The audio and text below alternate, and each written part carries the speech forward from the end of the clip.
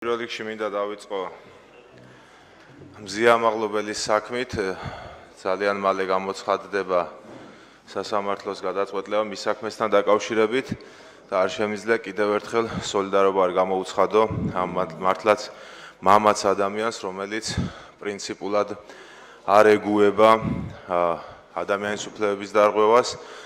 და არ ეგუება ქვეყანაში მზარდ ავტოკრატიას, რაც მის საქმეშიც აისახება მათ შორის და პრაქტიკულად მთლიანად გააშიშვლა სისტემა, მათ შორის სასამართლოდან და ძალოვანი უწყებებიდან დაწყებული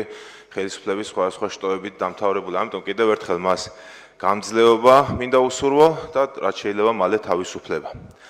რაც შეეხება დანარჩენ საკითხებს, სამწუხაროა რომ დღესაც ვერ ხედავთ მერის მოვალეობის შემსრულებელს. უკვე 3 სხდომა გავიდა და კიდევ არ გამოჩნდა, ეთყობა ავთვალს, ანუ ოპოზიციის თვალს არ ენახება და ამიტომ არ მოდის, არადა ძალიან მნიშვნელოვანი და საინტერესოა საქართველოს სიდიდით მეორე ქალაქის მერის მოვალეობის შემსრულებელი მოდიოდეს და მინიმუმ ის ხედვებს გვაცნობდეს,